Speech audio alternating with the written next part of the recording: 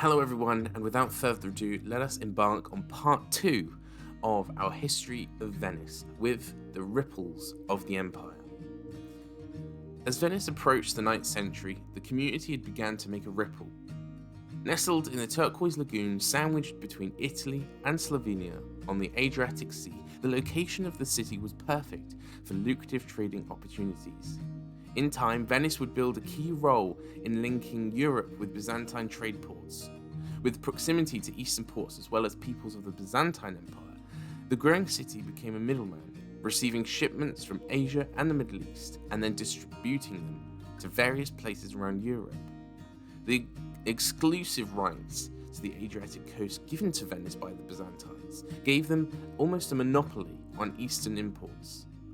This advantage allowed for them to thrive in an otherwise crushingly competitive market.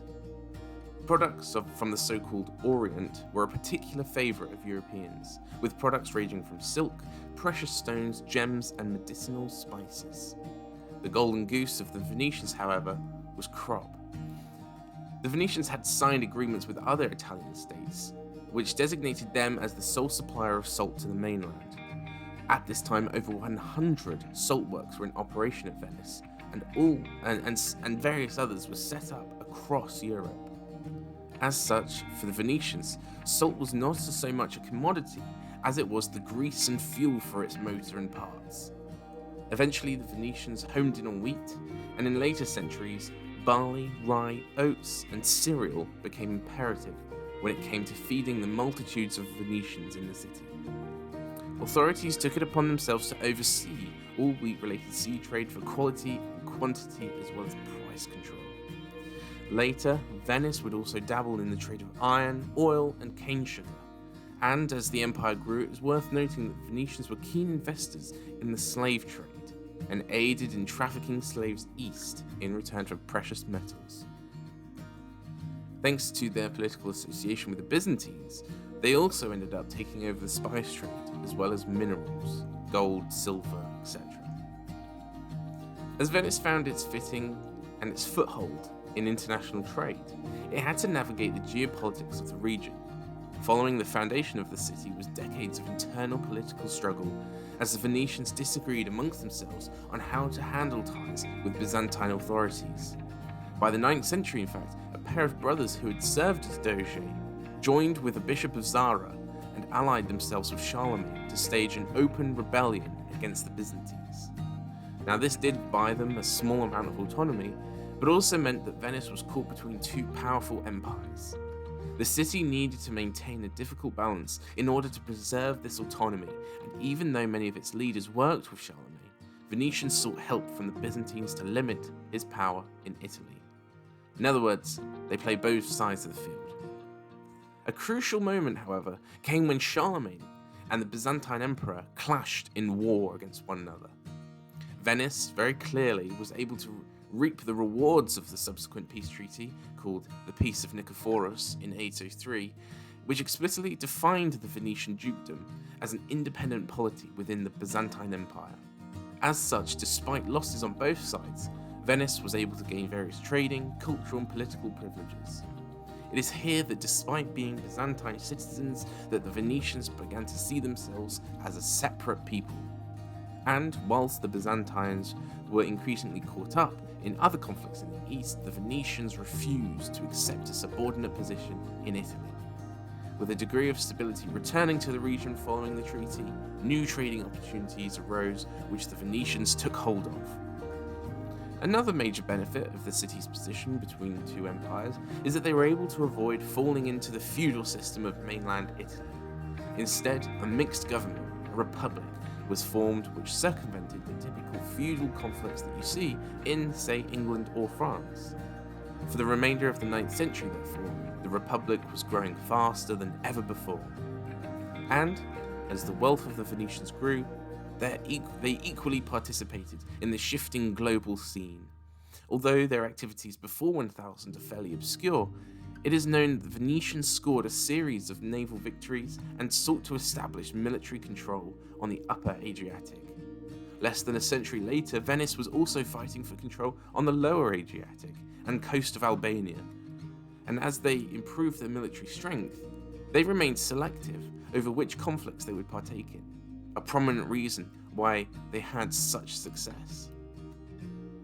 Starting with 1075, when the Italian peninsula was plagued by conflict, Venice asserted its neutrality, and in the First Crusade, although Venice participated, they did not help capture Jerusalem, whereas Pisa and Genoa did.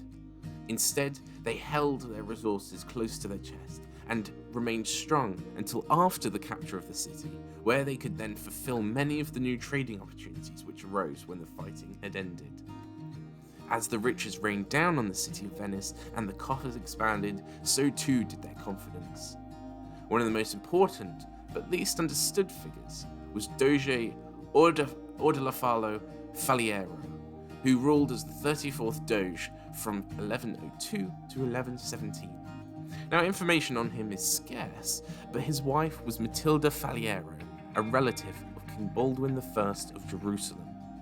Many preceding doges had claimed lands in the Holy Land and secured a multitude of free trading agreements, and Faliero was determined to continue this policy of territorial and commercial expansion. A few months into his reign, he assisted the King of Jerusalem in the capture of Syria. Bolstered by the smooth seizure of the territory, he went on to conquer Croatia, Dalmatia, and a few other smaller provinces. He was eventually bested in 1117 by Hungarian forces, but his hunger for expansion is not only the reason for his prominence. Under Faliero was the construction of the Venetian arsenal. Seeing its true potential, Faliero knew that the Republic could take the world by storm. Nevertheless, the reinforcement of defences was crucial at this time, as in the 11th and 12th centuries, Venice was continuously bombarded by pirates.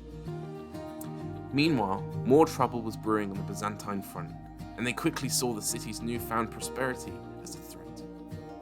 In order to counter the Venetian wealth, Byzantine officials constructed new trading agreements with Pisa and Genoa in 1169, and in 1171, authorities demanded the confiscation of all goods and commodities in an effort to target all Venetian merchants in the empire. Though the Byzantines hoped to hit the heart of the Venetians, the city chose to remain quiet for the remainder of the century and wait for the empire to crumble in on itself. It was this daring and cunning strategy that would serve the city well for centuries to come. And in 1195, the Byzantine Emperor Isaac II was kicked from the throne and blinded in an attack by his own blood brother. The emperor's son was captured and jailed, but was able to escape in 1201 and seek refuge in Western Europe. That same year, plans for the Fourth Crusade in the Middle East were already being engineered by Pope Innocent III. This time, the starting point was to be Venice, and from here a fleet of vessels would sail to Egypt, which was believed to be the weakest link in Saladin's Ayyubid Empire. The Venetians presented an offer which was difficult to refuse, as they promised to provide a grand supply of resources, enough vessels to carry 20,000 soldiers, 4,500 knights, and 9,000 squires, as well as 50 Venetian galleys for military support. Another bonus was that the Crusaders would be given enough food to last a year, the estimated time of their campaign. In return, the Crusaders would foot the 85,000 silver mark bill and give the Venetians an equal portion of the newly conquered land. With the terms agreed, the departure date was June 1202. Unbeknownst to the Crusaders, however, Venetian diplomats had stealthily reached out to Saladin and informed of their pending invasion, but assured him that they would not reach their intended destination. At the same time, Venetian agents were in talks with the exiled son of the Byzantine emperor and relayed their grievances to the tumultuous empire. In the summer of 1202, the Crusaders amassed their forces but had not been able to raise the 85,000 marks, almost as if the Venetians had planned this all along. They presented the Crusaders with a compromise: accept the delay in payment if the Crusaders made a first stop in Zara in Dalmatia to reclaim the city on behalf of the Venetians. The Crusaders agreed and set sail on November 9th. By the end of the 8-day siege, it was no longer safe to embark on their journey, and they were forced to set up winter camp in the city. With the Crusaders stranded, the Venetians contacted the exiled heir, and both parties came to a side agreement that if the Venetians could find a way to secure the throne, not only would the emperor foot the bill, but he would also help them fight against Saladin. Understandably, the Crusaders were not happy, but they reluctantly agreed. And in 1203, the Crusaders arrived in Constantinople and carried through their contracted mission. With Alexios IV seated on the throne, he set out to repay the Venetians through heightened tax rates and repossessed church property. Morale in the city plummeted, as well as amongst the Crusaders, and in April 1204, Venetian agents quickly swooped in and planned a second agreement with the Crusaders to, once again, siege the city of Constantinople and depose Alexios to install a Latin emperor. Following the 1204 sack of Constantinople, Venice gained its independence in year 4.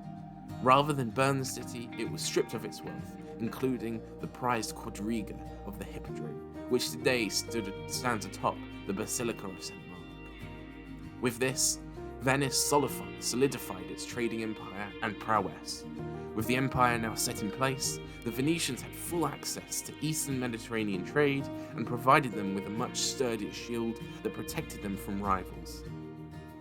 Equally, the Byzantine trading agreements with Pisa and Genoa expired and drove Venice's greatest opponents out of the sea. From here on, they would prosper. But they now had to maintain the empire that they had grown. Thank you, everyone, and I'll see you